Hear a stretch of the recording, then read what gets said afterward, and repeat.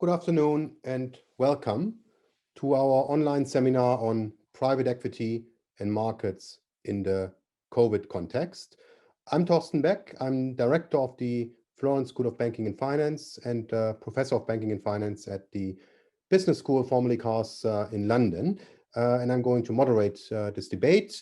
We have two excellent speakers, and of course, we will have the opportunity for you to also ask questions in the Q&A box throughout the seminar and after the presentations. We're also going to have in a moment some polls for you to kind of warm up and to interact with our speakers. Before, let me just make a bit of marketing for our other activities. This online seminar is one out of many activities that we do. We also do training activities. Currently all online, hopefully soon again residential in Florence, at least some of them. The Bank Resolution Academy, unfortunately fully booked, but we are thinking about a second edition. Climate Risk Academy in late April, May. AML, Regulation Supervision Practice, May, June. MIFID in June, July, and then FinTech, our second round, Innovation in Finance and Regulation in September. You can find all of this information on our website, very easy, fbf.eui.eu. One quick remark I would like to make is a few months ago, we started a new initiative, which is called the Bank Board Academy, targeted at non-executive bank board members.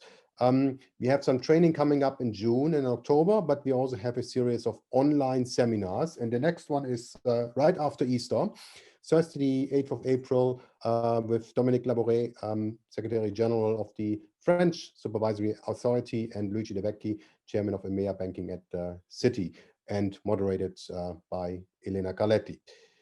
So this is to kind of tell you a bit about FBF, our activities, but now let's come to the topic of today's seminar, private equity and markets in the COVID context. Private equity, or like this type of non-bank finance, hasn't been that prominent in Europe compared to other regions of the world, most notably, of course, compared to the US. It has been kind of been talked about more also in the context of the debate on the Capital Market Union. And of course, it's also relevant now in the current circumstances as we are finally seeing the light at the end of the tunnel of COVID-19, and we are starting to talk about the recovery phase. So today we want to cover a couple of topics. It's again a very wide field, so we can't cover everything, but we're going to talk about what's the current market sentiment in private equity in Europe, what are different funding models, also venture capitalists, how can we actually, what happens if there's a too quick of a growth in private equity, what are the stability implication, and is the current supervisory regulatory framework fit for purpose? We have two excellent speakers. First, we will have Helmut Kraemer-Eis, Chief Economist of the European Investment Fund. Helmut has a long career in development banking in general, but also especially EIB and EIF, and working on issues of private equity. He also is also well published in papers in this area. He will talk first, giving a bit of an overview. Then, as a second speaker, let me mention right away, we have Professor Sophie Manigart, who is professor and faculty dean at the Vlerick Business School, and also a full professor at Ghent University.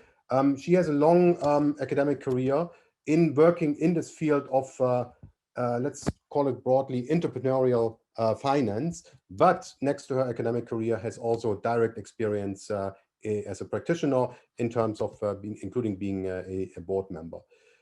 So let me then first turn to Helmut, but I think actually before we start, I think we have a little bit of a poll. I'm just waiting for this to come up exactly.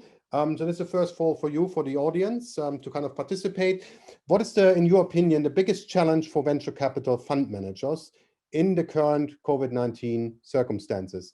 Is it the exit environment, so private venture capital managers selling their stake? Is it Brexit? Is it problems of fundraising? Is it the regulatory framework? Or is it maybe a limited number of high quality entrepreneurs? So please vote. And in the meantime, let me turn over to Helmut for his presentation. Thank you.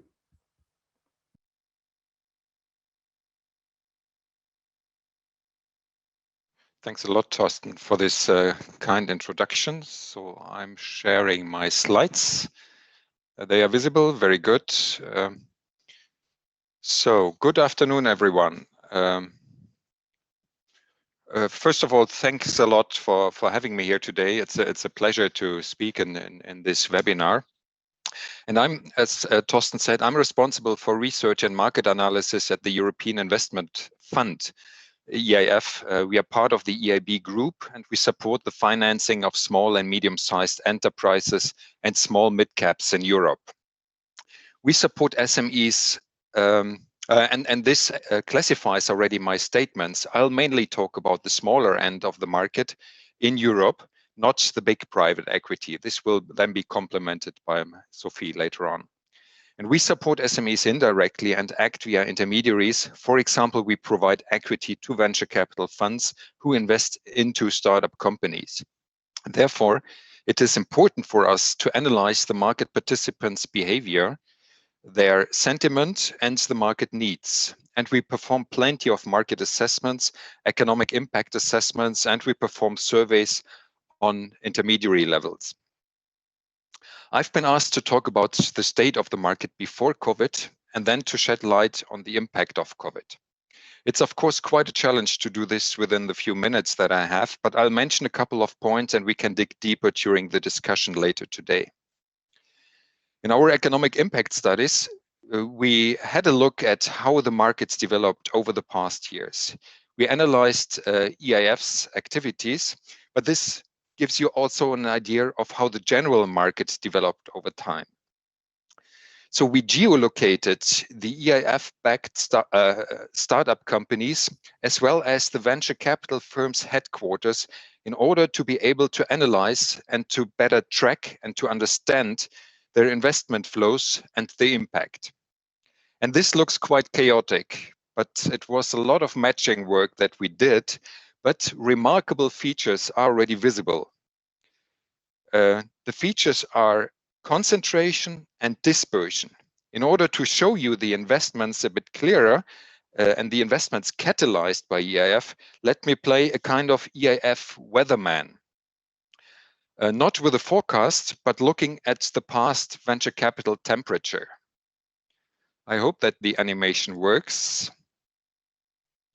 So the EIF VC heat map shows the density of investment catalyzed by EIF per square kilometer. It's the spatial distribution of EIF-backed investments. The dispersion shows that VC activity reached out to more peripheral areas, and the concentration shows the emergence of hubs, venture capital hubs, as central areas of fundraising and investment. The market developed over time. So now I have to, yep. What have we learned about these hubs? They perform the backbone of the ecosystem. Venture capital hubs, they communicate. We observe consistent cross-investment routes, especially among hubs with a long-standing tradition. And such communication is important for hubs to further develop and to be connected to the ecosystem. The arrows here represent the intensity of the investment channel between two given hubs. Venture capital hubs originate significant levels of amounts which are then invested either within national borders or cross-border. So there is a strong element of internationalization, which is very important. We often, or too often, talk only about national markets. What about activity levels in these markets? In the top chart, you see the development of the private equity market in Europe, fundraising, investment, and divestment. You can clearly see the dot-com crisis here. You can as well see the financial crisis and the long way to the recovery. If we look at the bottom chart, we see that for venture, the data series is shorter. We are using Invest Europe data, and consistent data is only available since 2007. And with the financial crisis, the market crashed. It's somehow visible here in the chart. Many players left the market, and there was only very little activity. And this activity was mainly kept alive with the help of public support and players like the EIF. It took a long time until the market really recovered, but it finally developed very nicely, as can be seen in the chart, not only in terms of activity, but also in terms of success stories, which is very important for the market development. However, it also has to be noted that compared to key peers like the US or Israel, here on the left-hand side, Europe is still lagging behind, as can be seen in this chart. It shows venture capital investments scaled by GDP. The market activity within Europe is heterogeneous across countries, and it can clearly be seen that there is an untapped potential for venture capital in Europe. So the market was on a very good development path, and then COVID came. Initially, there was fear that the effects on volumes were similar to the financial crisis, and first effects in the first weeks were indeed very similar. Reliable 2020 activity data is not yet available. There is always a time lag in this data. But if we compare interim data from several data providers, and they all use different definitions and have different sources for their data, and if we index this to the activity data of the financial crisis, we see that the first movements were indeed very similar. The left hand, but then the market recovered quite rapidly. And the left chart shows private equity, and it shows indeed that the very first movements were similar to the financial crisis, and then there was the market recovery. On the right-hand side, we see a same chart or a similar chart for venture. And we see as well that for venture, that the market did not suffer as much as private equity. So the recovery was much faster than for the private equity side. And this is also exactly what we see in our equity surveys. We perform these surveys in order to complement the data work, to gain additional insight about market developments and market needs. In 2018, we ran the first venture capital survey. A year later, we added the business angels, and we completed the equity perspective by adding last year the private equity mid-market survey. To the best of our knowledge, these are the largest regular surveys of this type, at least in Europe. When we prepared the surveys early last year, there was no such thing like a pandemic. There was just a virus in China. It broke out while we were in the market with our surveys. However, given then the high uncertainty and increased information needs, we ran the surveys again towards the end of last year, and we focused on the impact of COVID. We published the combined results of the more than 1,100 responses just recently in our working paper series. I will not go through the slides here, through this slide in detail, but very briefly, some key features of the survey itself to give you an idea. It's an online survey, and we target both EIF-supported counterparts and market players that did not get EIF support. And we target decision makers. The vast majority of responses is from CEOs or from managing and general partners. And this is an anonymous survey. We want to get honest answers from the participants. Let me mention a few selected findings. I focus on private equity. This is in the following charts in blue. And on venture capital, this is in pink. And sometimes I compare as well to the business angel markets. Against the background of COVID, what are currently the biggest challenges for fund managers? The light colors here show the first wave 2020, and the darker colors reflect the second survey wave. As I said, in blue, we have venture capital. In pink, we have the private equity mid-market. So investee company performance is ranked as the first most important challenge by a high share of respondents overall, but especially for mid-market. There is a considerable increase compared to our first 2020 survey wave. Fundraising has become the most important challenge for venture respondents and ranks second for mid-market respondents. And this gives you the answer for the poll already that we asked at the beginning of the session. High investee company valuations and number of quality entrepreneurs have become less immediate concerns in the second survey wave. The exit environment and market volatility are further important challenges for both respondent groups. What are the biggest challenges for the portfolio companies of these funds? Here, I included all three respondent groups, so private equity, mid-market, venture, and business angels. Customer acquisition and retention, disruption due to COVID, securing financing and liquidity, and recruiting high-quality professionals are most frequently mentioned as the most important challenges across respondent groups. Disruption of business activity due to COVID-related restrictions is most frequently mentioned by mid-market respondents. And securing financing and liquidity is considered most important by 21% and 28% of venture and angel respondents, respectively, compared to only 12% by mid-market respondents. Do market participants expect more insolvencies as a consequence of COVID? Also here, I show all three respondent groups. So we asked specifically the impact of COVID. Insolvencies are a typical pattern for this type of business, but here it can be in particular impacted by COVID. So business angel respondents are the most negative regarding the percentage of active portfolio companies that might file for insolvency due to COVID.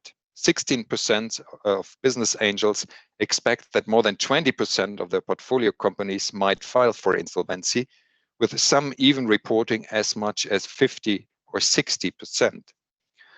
For private equity mid-market, 6% respondents expect that more than 10% of their portfolio might file for insolvency, while the vast majority does not expect any insolvencies. Among venture respondents, with 55%, the majority expects no insolvency, and this gives an indication also on the different activity areas of venture and private equity mid-market. What is the impact of fund performance? I show here the impact on interim fund performance, so on the current performance, and on expected final performance in the lower part of this chart. A majority of respondents view the impact of COVID on the current performance of their funds as negative. Of the three respondent groups, venture respondents are relatively more positive about the impact of COVID on the current performance. 36% view it as neutral, while 19% even view it as positive or very positive. When looking at the impact on the expected final performance, so the lower part of this chart, respondents are considerably more positive. Across all respondent groups, 40 to 50% view the impact as neutral, while 16 to 27% even view it as positive or very positive. Let's not forget that there are sectors that significantly benefit from the crisis, like ICT, healthcare, or e-commerce, and some others. What about the investment criteria? Here I focus on venture, but for mid-market, the patterns are similar. So in general, there is no dramatic change in the longer-term investment strategies for all respondent groups. But there is a stronger focus on existing portfolio companies. For example, since the onset of COVID, venture fund managers tend to focus more on companies with a longer financial runway, experienced management team, and recurring revenue business models. And this indicates a clear trend towards safety. Before I close, let's quickly look at ESG, a very important topic in financial markets, and it's going to become even more important. So how has COVID affected the ESG considerations in your investment decisions? That was the question that we asked. The vast majority of venture and mid-market fund managers were already considering ESG issues. You can see this here on the left-hand side. And the crisis reinforced the need to do so. That's the second set of pillars here. However, this is to a lesser extent true for business angels, given also the much higher percentage of angels not considering ESG issues at all, neither before nor after the crisis, as can be seen here on the very right-hand side. So with this, let me come to a few final remarks. On the slide, it's very detailed, but in the interest of time, I will not go through it line by line. So the market sentiment slumped beginning of 2020. Expectations have at least partially recovered across most areas. The acceleration of digitization resulting from the crisis is seen as a substantial opportunity. It's similar for investments in the areas of health and e-commerce. Also important to notice that COVID does not seem to have diverted fund managers' attention away from ESG considerations. Fundraising has become the most important challenge for venture capitalists, while it ranks second for mid-market managers. The exit environment is also increasingly perceived as a challenge. And the current situation requires policy attention and support.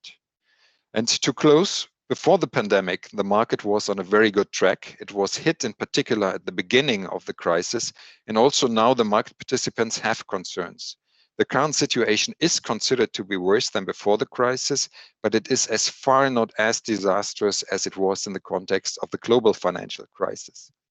Overall, the long-term optimism prevails, and the confidence in the long-term growth prospects of these markets has remained stable. And with this, thank you for your attention. And I can say already that the next wave of surveys is in preparation, and we intend to run it mid-year to shed more light on these developments. And the results are published in our working paper series and in the annex of the presentation that's going to be shared. And on our website, you can find more information about the studies related to our surveys and also related to our impact assessments analysis. Thank you for your attention. Thank you very much, Helmut, for this very comprehensive overview of where we currently stand.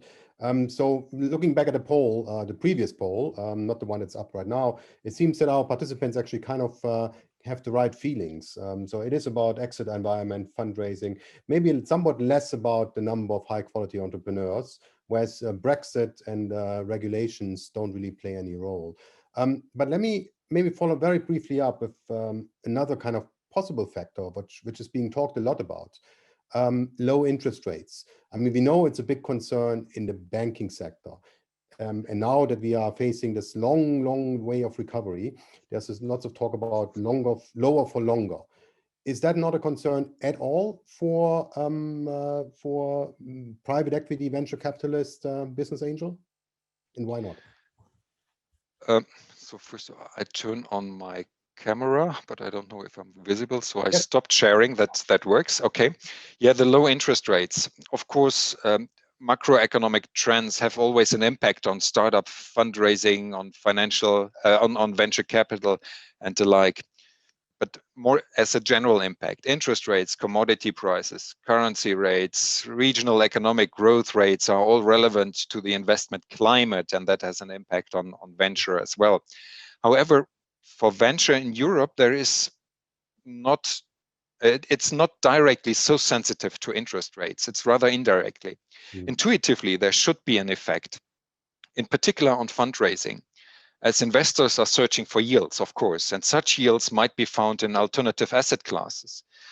This is in particular relevant for institutional investors as limited partners, like pension funds, like insurances, sovereign wealth funds.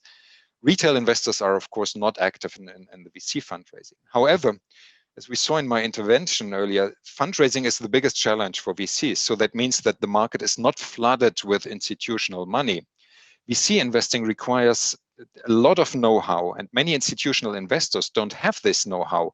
And the share of their investments that they want or that they are allowed to invest in venture capital is too small to invest in such know-how creation. And in addition, many institutional investors are very limited concerning their investments in alternatives. This is also a question of framework conditions like pension systems and the like.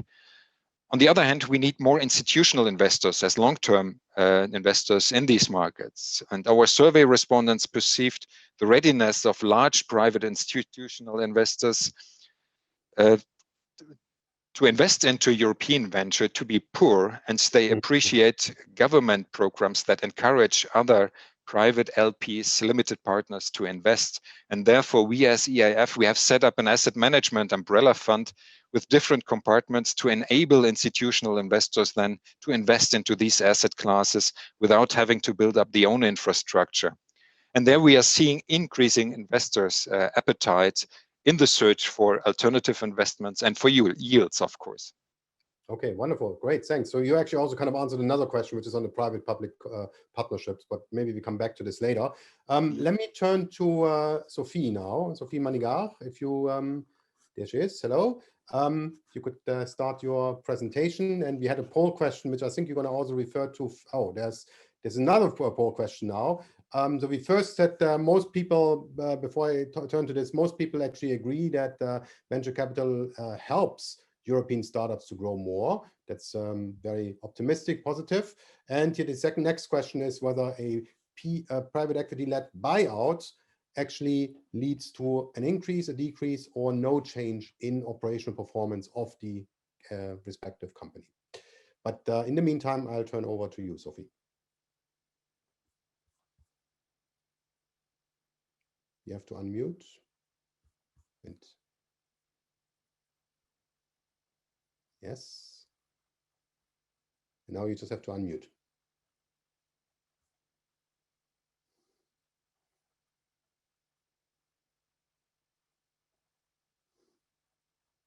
Okay, now I'm unmuted. Sorry for that.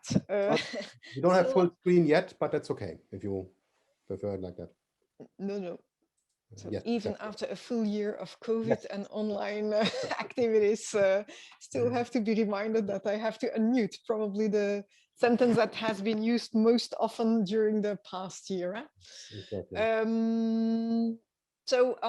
While Helmut has focused on angels, venture capital, mid-sized private equity, I'm going to dig a little bit more deeply into the private equity, the buyout type of investments, including the larger ones. Yeah?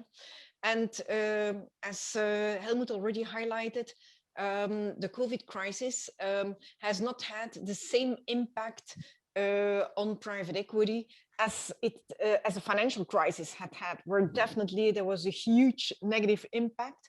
Here I'm showing you statistics of Bain, but acknowledging what Helmut has stated, that if you would consult different sources, you might have slightly different outcomes. So what do we see here on the left-hand statistics? Global deal value in 2020 was, broadly speaking, comparable to the value of the deals done through buyouts in the last couple of years. Quite stable. Buyout count, the number of deals done, has decreased in 2020, although definitely not as steeply as after the financial crisis of in 2009 and following years. So we do see a relatively slight decrease in number of buyouts.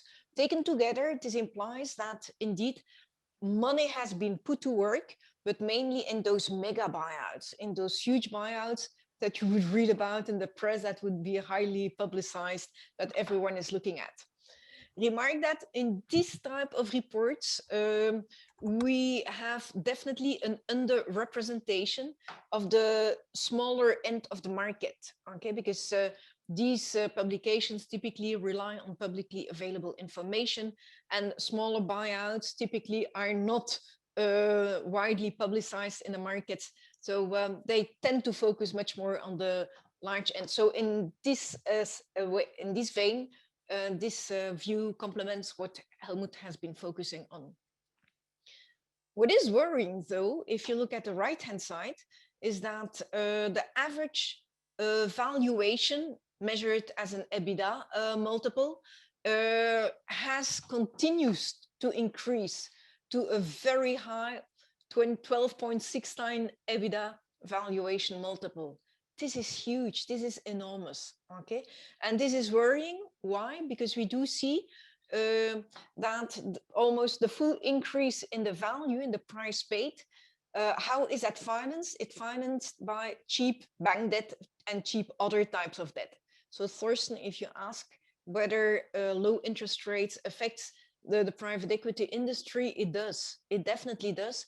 It allows the private equity industry to buy targets with much higher levels of debt compared to situations where debt is more expensive.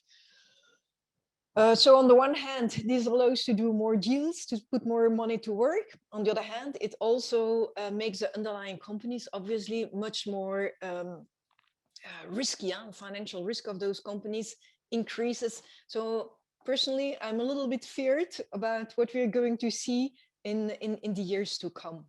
Okay, so complementing Helmut's view here. Now, if we talk about private equity, typically when you talk about angel funding and venture capital, people and the press and the media, they have quite a positive image of that. It's the entrepreneurs, you help them to grow. You all agree that venture capital helps entrepreneurs to grow. The image that private equity has, if you just read the newspapers, is not always so positive. Okay, here are just a couple of titles: The Kings of Capital, Gluttons at the Gate, GetRich.com, The Kings of Capitalism, etc., etc. So it is not really a positive image that is portrayed. And very often this is also rather the tone that we hear from many politicians, especially if they are not so well versed in what private equity does. So, and I understand that, because on the one hand, we do have quite a number of cases where indeed companies that were running nicely, that were doing whatever it was, and then after having gone through private equity ownership, they ended up with too high levels of debt, being pushed to the limits to create value, etc., and in the end going bankrupt. So you know many cases like that. If you read the financial press, one example that I want to highlight is Neiman Marcus. It was taken over in a public to private transaction. But then even before the pandemic, before retailers worldwide were hit very hard, unexpectedly, obviously, it was difficult to forecast that kind of events. But even before the pandemic, they were already so highly indebted that they run into Chapter 11. So this is one example, highly publicized example of a company that did not fare well under private equity ownership. But as we all know, media prefers to focus on bad news rather than on good news. So let me share you a positive story as well. Yeah, it's a Belgian story, a story that I know well, but it's very international. UCB was a large Belgian. It was a chemicals company. Now it's developed into a pharma company.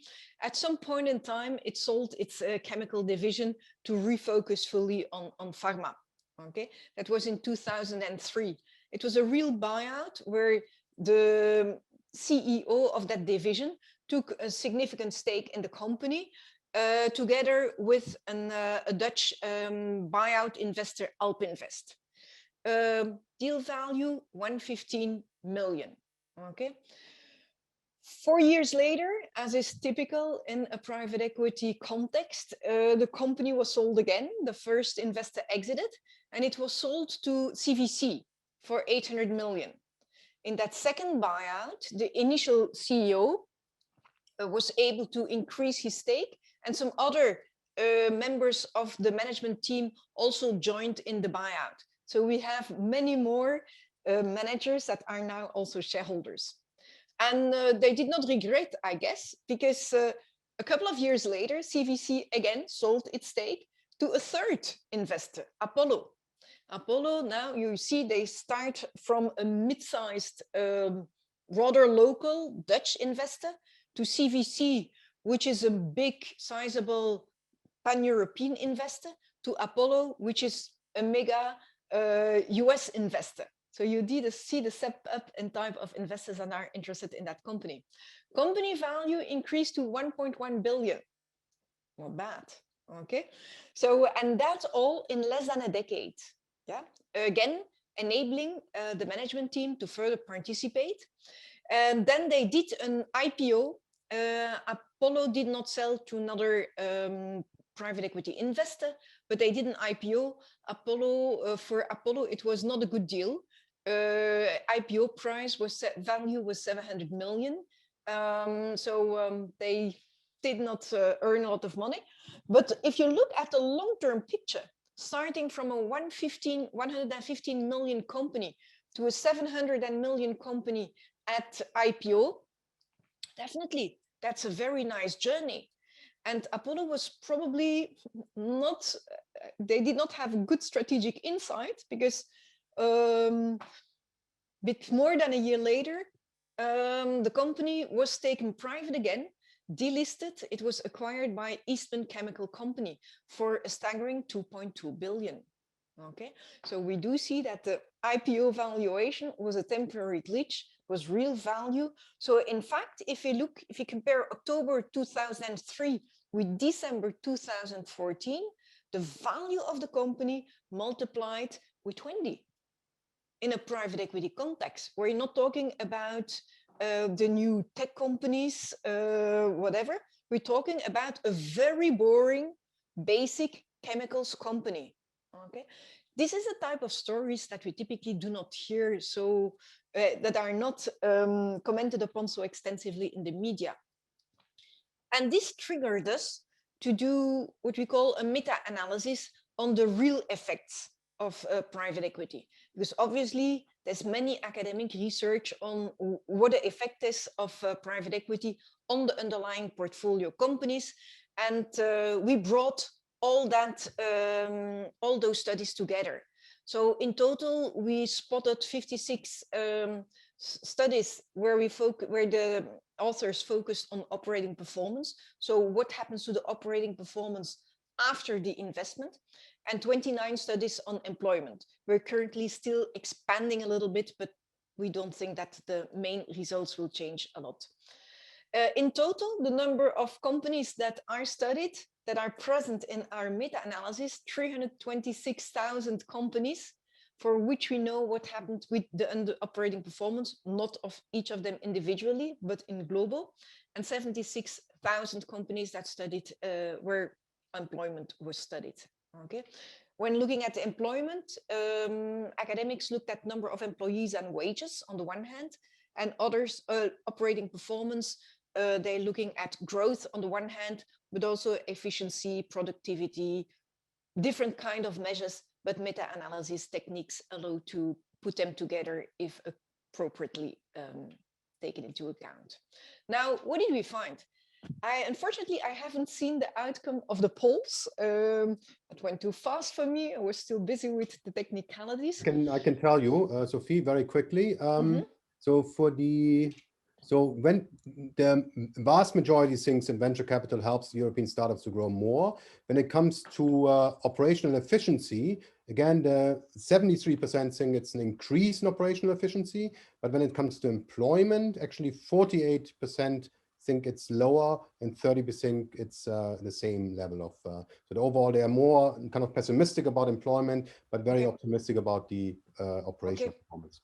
It looks like we did not need to do this extensive meta-analysis and just launch this poll, and then because your intuition is very good. So when we summarize the result of academic studies, so at the left-hand side, you do see the effects measured on operating performance by all those academic studies. At the very left, all of them, and I just took an excerpt. So of all the academic studies we saw, 55% reported a positive size effect, operational performance effect, and 45% a negative effect. And for employment, it's broadly speaking 50-50. Okay, so the employment effects are not so clear. Yeah, so it also implies not overly negative, because if we listen to press, to politicians, we would often hear, well, those investors, they improve operating performance by just cutting jobs, by just laying off people. Okay, doesn't seem to. Now, we did more sophisticated analysis, obviously, and this is what we found. Yeah. Indeed, you're right. There is definitely a very significant positive impact on operating performance after a buyout. Not immediately, not in the first or second year after buyout, but with a longer term frame, yes, absolutely. Is there a change on employment? Well, our results that are shown in gray indicate that there is no statistical significance. Okay, so we cannot claim that there is an impact on employment. That's good news.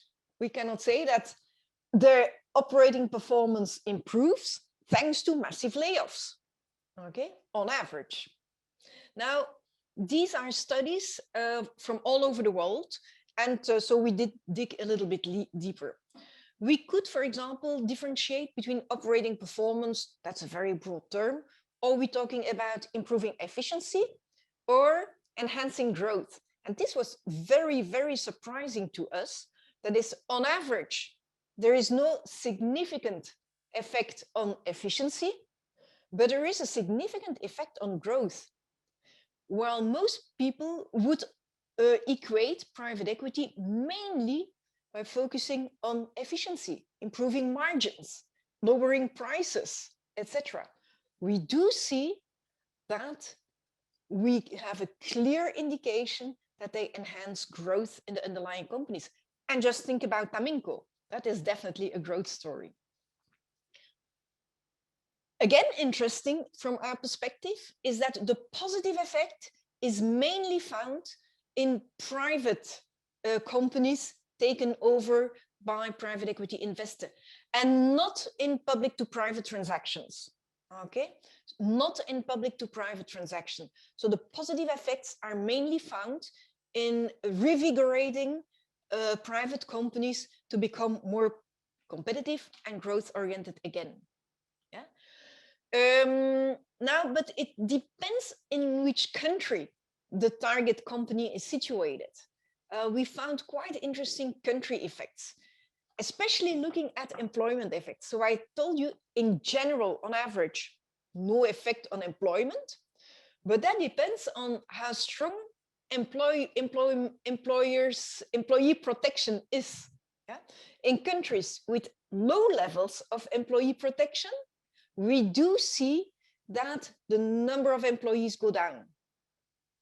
In countries with high employee protection, number of employees goes up. Yeah, so we have to be careful with interpreting the average effects. We do see that the legal environment is really important with what's going to happen post private equity investment.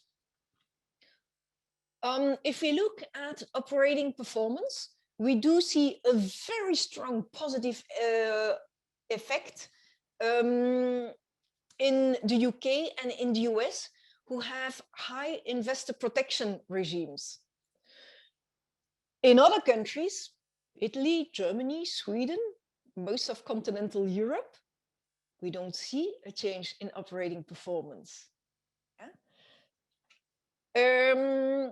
If you look at cultural dimensions, and one cultural dimension that was extremely important was a degree of collectivism on the one hand versus individualism on the other hand. In collectivistic countries, in Europe, that would be Greece, Portugal, and the like, there was no effect on operational efficiency. We did see a very strong and positive effect on employment growth. In more individualistic countries, we do see negative effects on employment growth and positive effects on operational efficiency. So you do see the way in which private equity firms operate really depends on the environment in which they are embedded. And that makes it challenging for Europe. If at a European level, we want to encourage private equity investments, we have to be very careful because in different environments, we may find very different outcomes.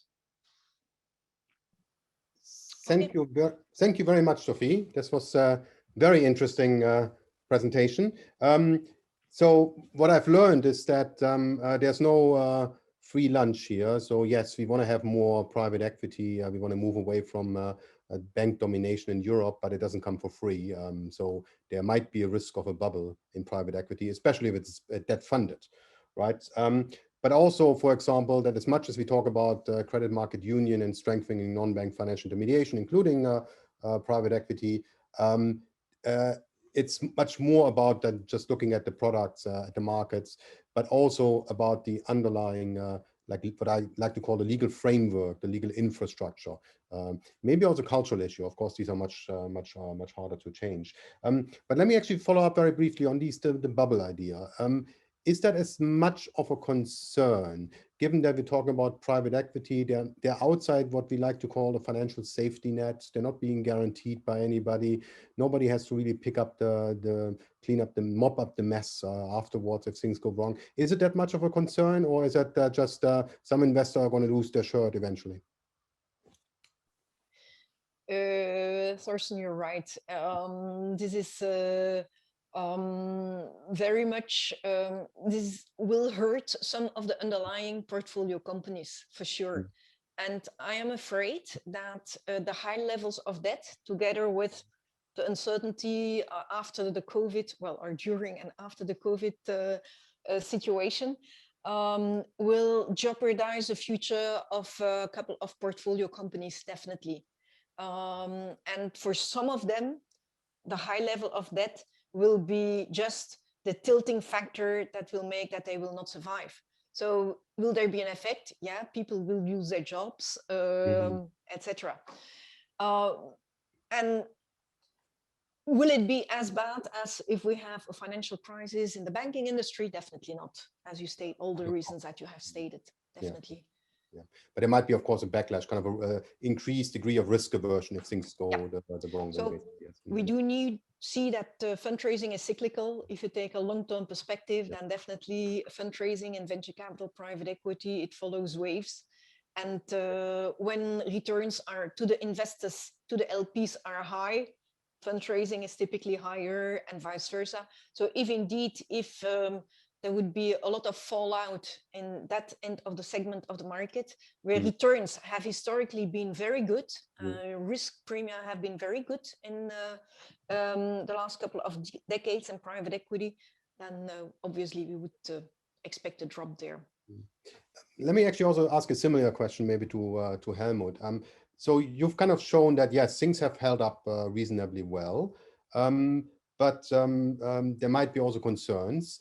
Now, there has been a lot of talk about the so-called K-style recovery, with some firms or some sectors kind of taking off, everything digital, for example, and some sectors really kind of going further down and really suffering. Is that also a concern for venture capital, business angel, like for the first broad area of private equity and markets, that you're going to see on the one hand quite some incredible success stories, but you're also going to see actually quite some losses and also again some investors losing their shirt if they're not diversified sufficiently?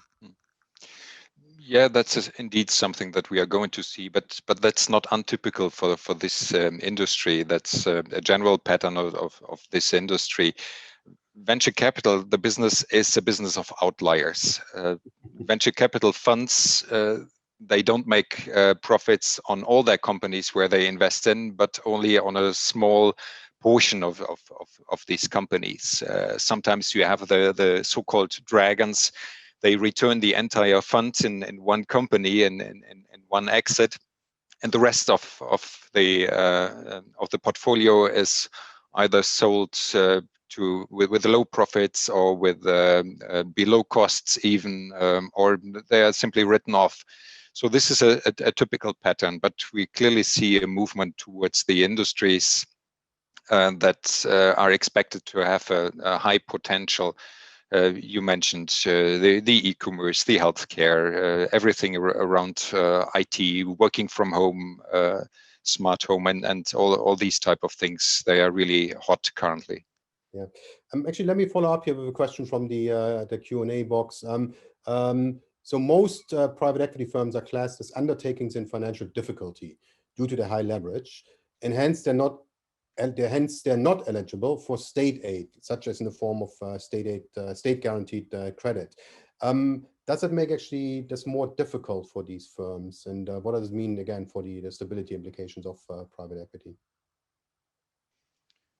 Is this a question for private equity or for venture? Well, it's most PE firms. I mean, I can also give it to maybe Sophie if you want to jump in. Again, I think I personally see this always as a very broad area and not focusing. I'm not sure whether this question is focused specifically on private equity or more the general, the broader array of private equity. But, Sophie, do you want? Can you start again with the question? Okay. Because I did not fully... most PE firms are classed as undertakings in financial difficulty due to their high leverage and hence not eligible for state aid in the form of, for example, state guaranteed credit. What does it say about the financial stability implications of private equity involvement? So basically, it's over-indebtedness ultimately preventing from these firms tapping government support policies. Well, over-indebtedness, it's definitely not a case that all private equity portfolio companies are over-indebted.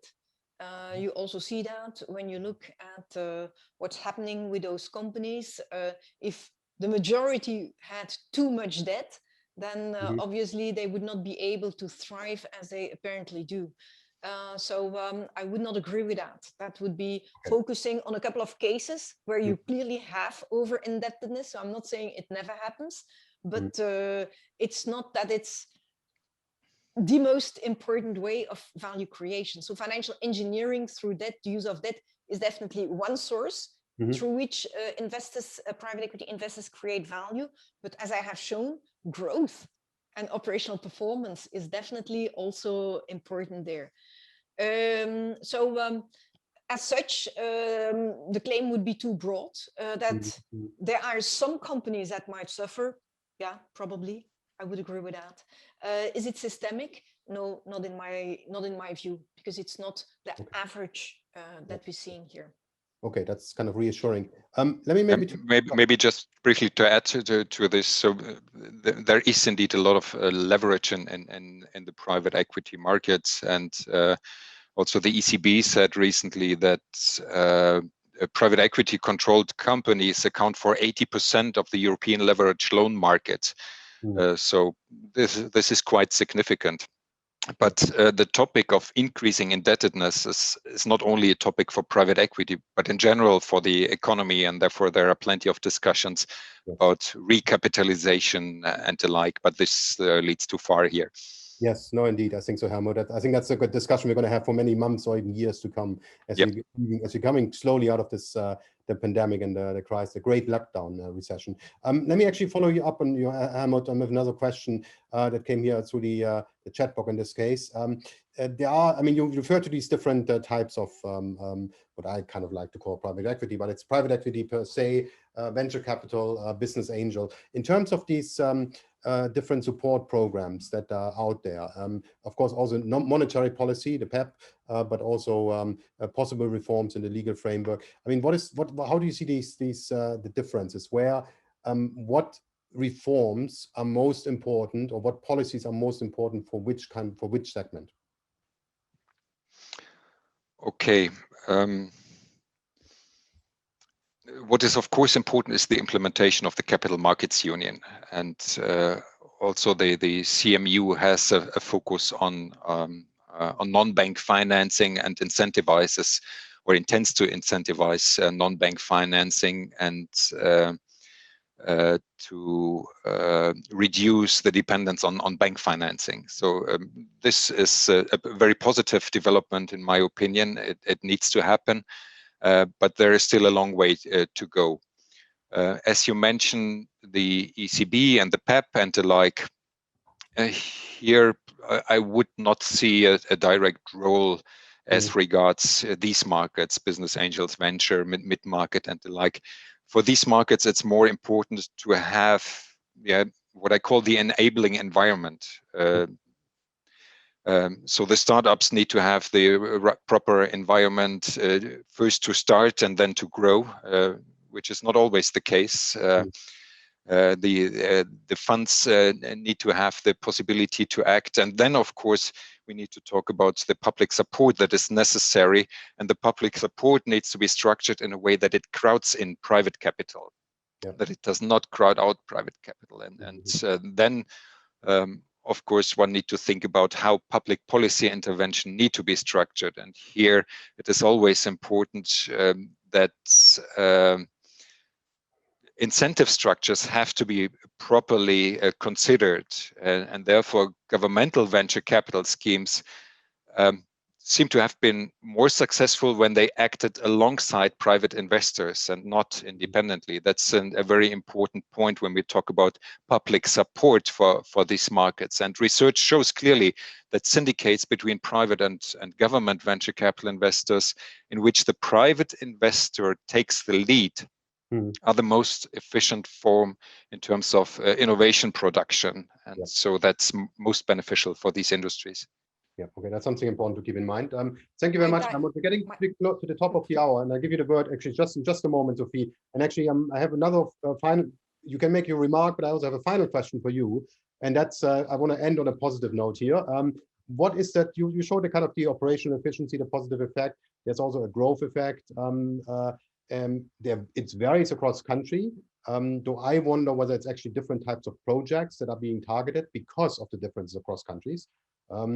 What drives this positive effect on growth? How do we get there? Is it new markets? Is it innovation, new products?